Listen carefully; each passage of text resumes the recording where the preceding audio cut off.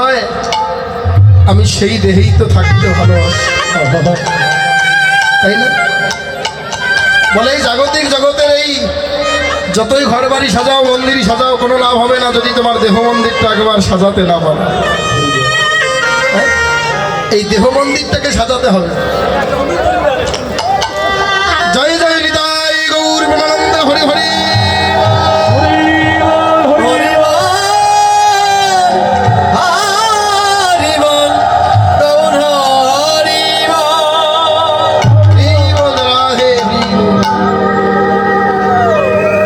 যাই হোক, আমাদের মাঝে হয়তো একজন অতিথি এসেছেন। হ্যাঁ, আমাদের ওই কমিটির পক্ষ থেকে তাকে ফুলের মালা দিয়ে বরণ করে নিচ্ছে। সবাই একটু জয়ধ্বনি উলুধ্বনি আর একবার জয় নিতাই গৌর প্রেমানন্দ হরি হরি।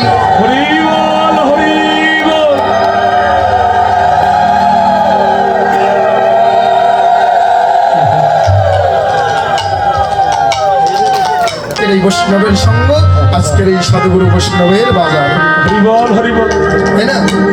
তো যাই হোক, আমরা আজকে সবাই সমবেত হয়েছি, একত্রিত হতে পেরেছি, সাধু সঙ্গ করছি। এতে আমাদের লাভটা কি আছে? কি লাভ? এই যে বসে কীর্তন শুনছি, কোনো না কোনো কিছু পাওয়ার আশায় তো এসে বসে আছি না? পাবোটা কি? এই যে দুমুঠো খিচড়ি পেট ভরে খেয়ে বাড়ি যাবো? চরণ ধুলে নিতেছে। আজকে দেখুন, বৈষ্ণবের সঙ্গে এসে আজকে আমরা ভগবানের নাম করে নয়নের জলে ভাসি, ভক্তের চরণের ধুলি অঙ্গে মাখি।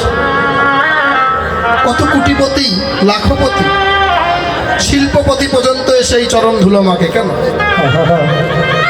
কি আছে এই ধুলির মাঝে?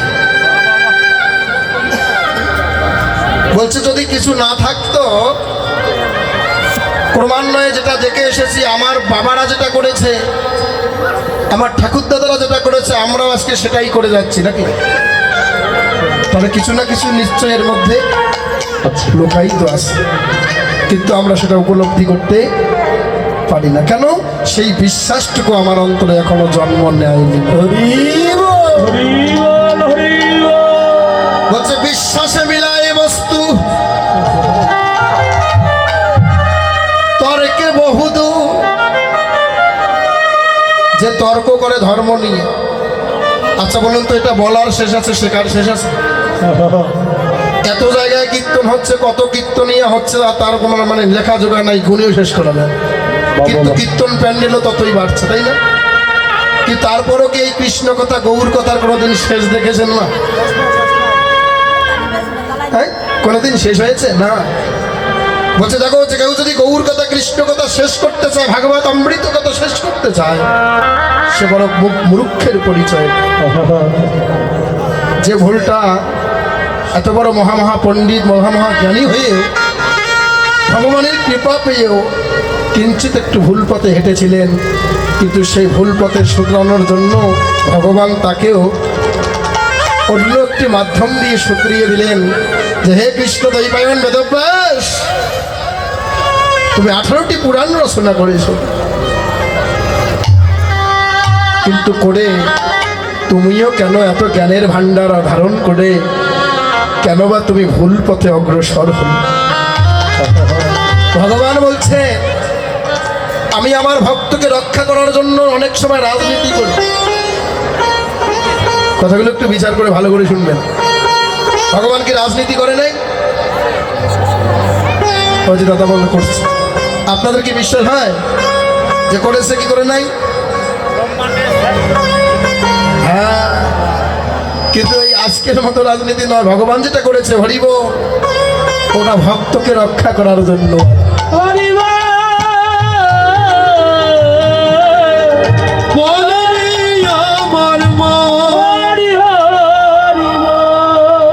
অনেক জায়গায় প্রমাণ আছে, আমার মুখের কথা নয়, অনেক গ্রন্থে প্রমাণ আছে ভগবান করেছে ভক্তকে রক্ষা করার জন্য। সূর্যটাকেও ভগবান কক্ষতলে রেখে দিয়েছিল জন্য, করেনি গো? তাহলে দেখুন, এজন্যই বলছে আমি ভক্তকে সর্বদাই রক্ষা করতে চাই।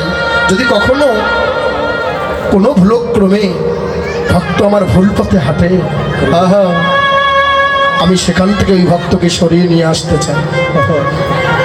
কিন্তু আমরা যখন অতীব বেশি বেশি পাপের ভার হয়ে যাই, ঠিক তখন কিন্তু ভগবানও আর আমাকে রক্ষা করতে পারে না।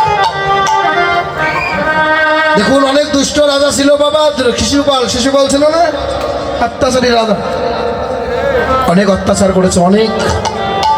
ভগবান যখন সুদর্শন চক্র নিয়ে তাকে মারতে গেল, তার মা এসে, তার পিসিমা হয়তো, তার মা এসে বলেছিল, কি গো আজান হচ্ছে, মনিটরগুলো দাও। তার মা এসে বলেছিল, কৃষ্ণ আমি তো তোর মা রে, আমার ছেলে না হয় ভুলবশত একটা ভুল করেই ফেলেছে, এজন্য কি তুই ক্ষমা করবি না? আমি তো তোর মা, আমি তো মা হয়ে, ও তো আমার সন্তান, তোকেও তো সন্তানের মতোই আমি দেখি। দেখ কৃষ্ণ, আমি মা হয়ে করজোরে তোর কাছে বলছি রে, সত্যি জন্ম দিতে জানি না, না জানি কোনো ভুল হয়েছে আমার, তাই তো এত দুষ্ট দুরাচার হয়েছে এই জন্ম সন্তানটাও। মা, সন্তান যতই দুষ্ট হোক, কিন্তু মায়ের কাছে সেটা কখনো মা মনে করে যে সন্তান আমার দুষ্ট। কতজন আছে বিচার দেয়, কিন্তু মা সব সময় কি করে, সন্তানের হয়ে অন্যের কাছে ক্ষমা চেন, তাই না? কৃষ্ণকে বলেছিল, কৃষ্ণ তুই আমার মুখের দিকে তাকিয়ে তুই আমায় ক্ষমা করে দে, আমার খোকাটারে ক্ষমা করে দিবি, শত অপরাধ করলেও তুই তারে ক্ষমা করে দিবি। কথাটা একটু লক্ষ্য করুন, দেখুন ভক্তরা দিন ভগবান, আর ভগবান কখনো নিজের দোষ নেয় না। বলছে পিসিমা, তুমি যখন বলছো শত অপরাধ ক্ষমা করব, ঠিক আছে, আমি আর তারা কিচ্ছু বলবো না। এমনি করে অপরাধের ভার, পাপের ভার যখন অনেক হয়ে গেল বাবা, পরিপূর্ণ হয়ে গেল, কি বলেছিল যে শত অপরাধ তুই ক্ষমা করে দিবি। গুনতে গুনতে 100 অপরাধ হয়ে গেল, অপরাধ হয়ে গেল, যেদিন 101টাই অপরাধ করে ফেললো, ঠিকই সেই দিন ভগবান আর সইতে পারল না, তার সুদর্শন চক্রের দ্বারা ভগবান কি করলো, শিশুপালের মস্তকখানা ছেদন করল। যখন ওই শিশুপালের মস্তকখানা ছেদন করে দিল, মা তাড়াতাড়ি করে এসে কেঁদে কেঁদে বলল, কৃষ্ণ তুই এটা কি করলি রে? আমি তো তোর কাছে চেয়েছিলাম যে শত অপরাধ তুই ক্ষমা করে দিবি, তুই কেন তোর এই পিসিমার কথাটুকু রাখলি না? বলছে, মা আমার কোনো অপরাধ নেই, তুমি তো চেয়ে নিয়েছো। মা, কি চাইছি? তুমি তো নিজেই বলেছো শত অপরাধ যদি করে তবু তুই ক্ষমা করে দিবি।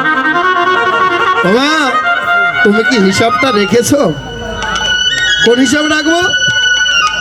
আমি জানি যত অপরাধ করবে সব তুই ক্ষমা করে দিবি, এজন্য বলেছিলাম শত অপরাধ আর ক্ষমা করে দিবি। বাবা, 100 অপরাধ যে তার পরিপূর্ণ হয়ে গেছে, এবার 100টা অপরাধ তার পরিপূর্ণ হয়ে গেছে, 100-র উপরে যখন চলে গেছে, আমি তখনই তাকে নিধন করেছিলাম, এতে আমার কোনো দোষ হতে পারে না। বলে শত অপরাধ ক্ষমা চাইছো, আমি শত অপরাধ ক্ষমা করেছি, এবার 100-র উপরে যখন একটা করেছে তখন কি আর ক্ষমার যোগ্য হয়? দেখুন, ভগবান কি নিজের ঘাড়ে কখনো দোষ নিল? আমরা অনেক সময় ভগবানকে দোষী, কিন্তু না, আমরা আমাদের কর্মের মধ্যে ফেসে যাই, আমরা আমাদের কর্মের দ্বারাই আমরা এই মায়ার জলে আবদ্ধ হয়ে যাই, আর আমরা ভগবানকে দোষারোপ করি, ভগবান তুমি এটা আমার কি করলে? কিন্তু একটু ভেবেচিন্তে যদি পথ চলতে পারতাম, একটু ভেবেচিন্তে যদি আমরা কর্মটা করতে পারতাম বাবা, আমার মনে হয় না যে আমার কর্মে কখনো ত্রুটি থাকতো। রাধে, এটা একটু দেন, এটা হালকা, এটা তো দেন, তাহলে সমান। অসুস্থ হয়েছে নাকি?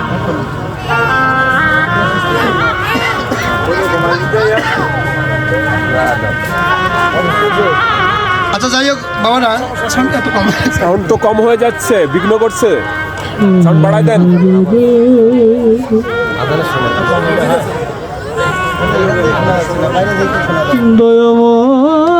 রাধে, এই যে বাবারা মায়েরা আমার আছেন, যাই হোক অষ্টকারীর লীলা তো শুনেই যাচ্ছেন নাকি? বাইরের বাচ্চাগুলোকে একটু শান্ত করেন তো, বাইরের বাচ্চাগুলো তো আজকে একটু নতুন পালা করি নাকি, কেমন হয়? 5ই উত্তর আগস্ট